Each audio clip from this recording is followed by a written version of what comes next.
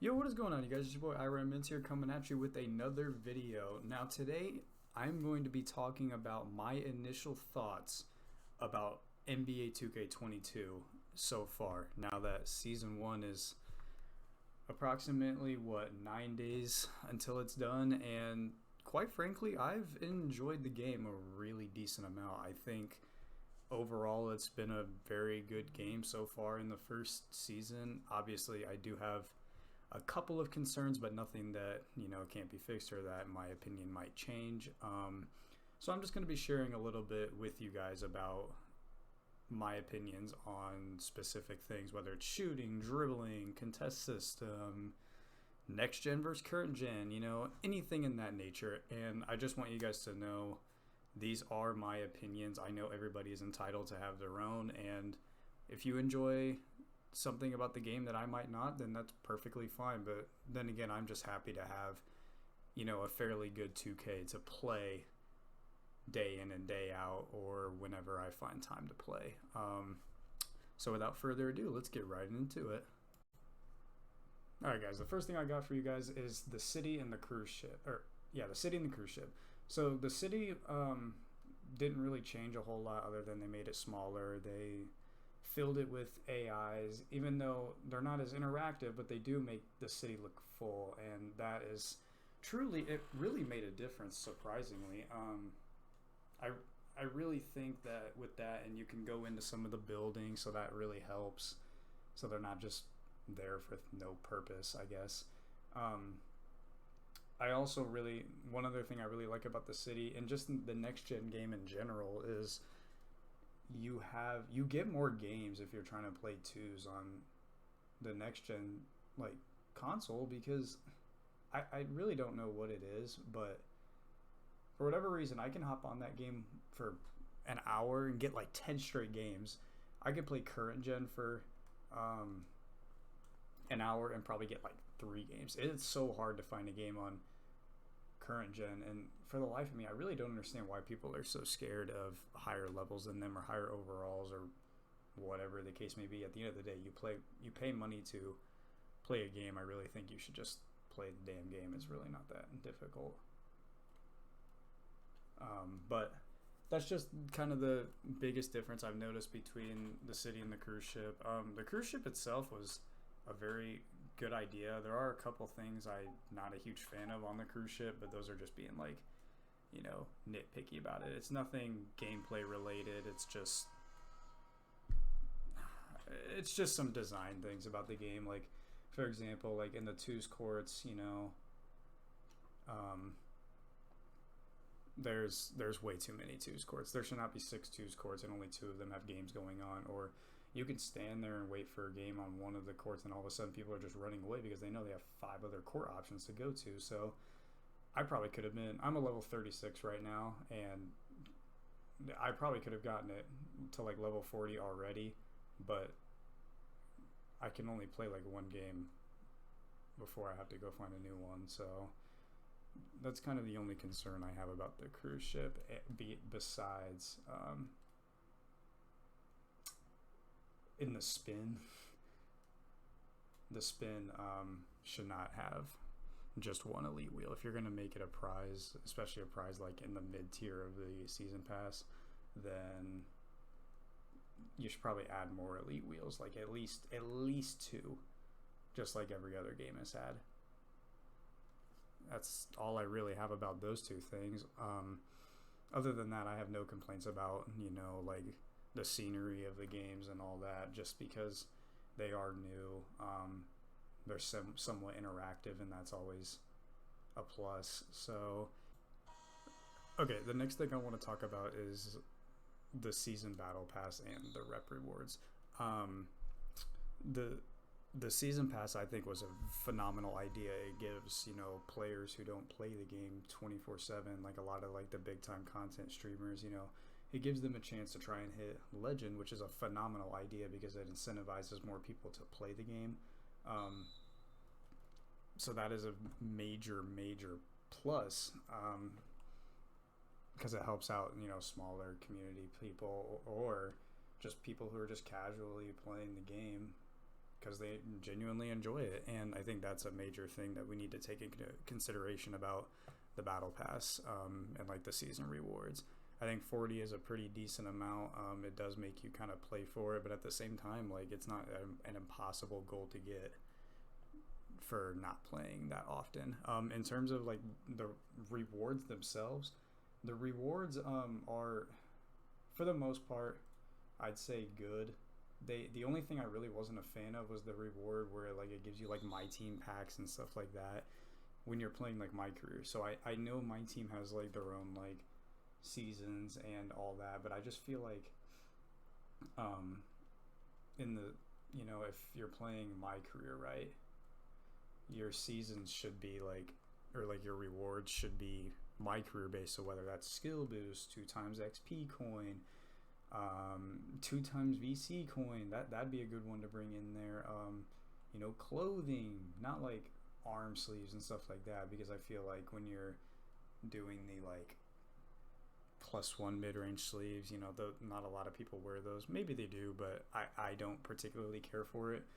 But don't give them my team packs if they're not a my team player. It's like a pointless reward to me. I do like that they have like the suit, and they have the backpack, they have, you know, little things like that. The elite wheel's a good one. But just in general, I'd say I give the season passes about a 7 out of 10. The go-kart was a pretty good idea. It's really unique. So is the rollerblades. The rollerblades are a really good idea.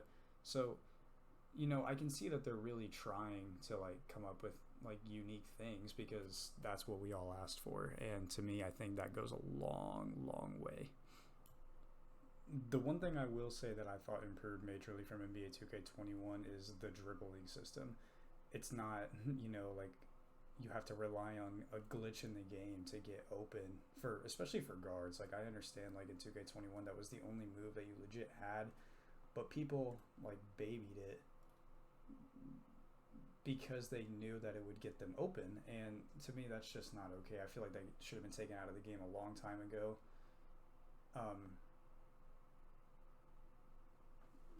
In 2K21, but you know, here we are in 2K22, and there's a whole like new dribble system. There's a new speed boost. It's not a glitch, it's just a speed boost, so that's kind of nice.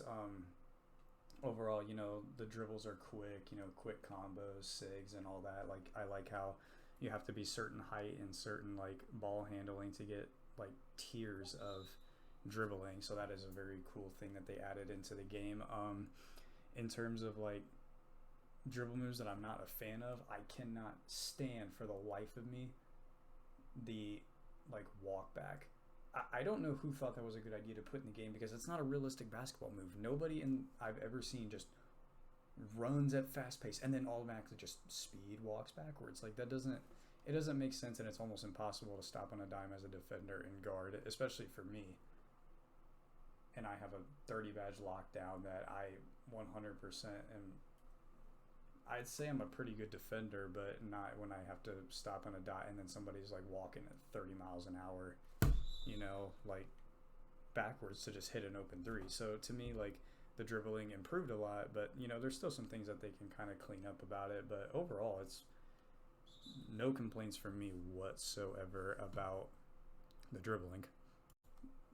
The next thing I want to talk to you guys about is the dribbling, or not the dribbling, the shooting, and, you know, the diversity in the builds. So the shooting is the easiest that I've ever seen it become in like 2K, because any build, no matter it's 53 ball, 63 ball, whatever, they can all shoot pretty consistently, and it gives me like 2K20 vibes, because like that's how it was in 20, and that's how it is, you know, oh my god, that's how it is now. And I think it's a really cool thing, because it doesn't just allow bigs to sit in the paint anymore and sag off. You have to actually know how to play defense, know how to play pick and roll, pick and pop, help, weak side, everything in all game modes, and it's just a beautiful thing to see. In terms of like shooting badges, like the sniper badge is a phenomenal badge to me. That's what gives people the ability to shoot, you know. really consistently, whether whites go in or not. But like in my opinion, like there's a lot of whites that go in, yes, but like to me, they're wide open. You know, real life people are hitting wide open shots all the time. So I think that's a huge kind of difference that people need to understand about the sniper badge, whether they think it needs to be removed or whatever, because I don't know.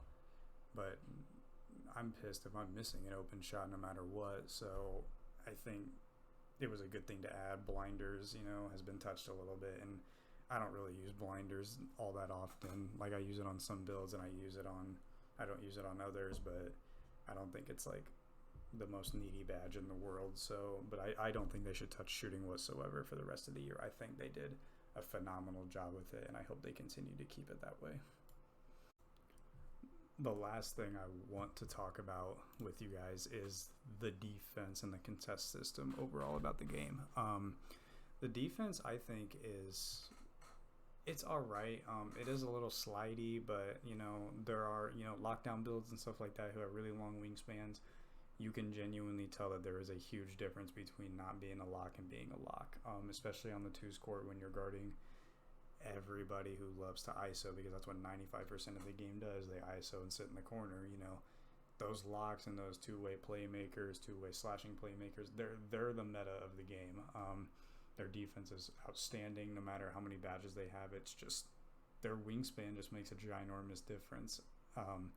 The contest system for the game it's a little weird. It's different because like 7% is considered a yellow and 30% is considered a red.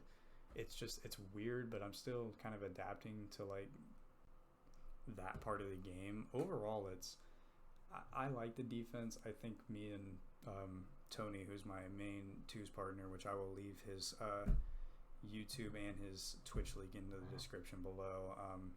Phenomenal player. He's my guard for this year. He just made a big because we need to rep grind a little bit more, because we don't play the way everybody else plays to get rep. We just do our own thing, and when we level up, it's whatever. Until now, when there's 9 days left and we still need to play. But the paint defense is a little questionable at times. I feel like I make good jumps with people, but for whatever reason, because 6% is not a huge percentage, even though it's a yellow, it doesn't go in all that. Like, it goes in almost all the time, and I think that kind of needs to be addressed.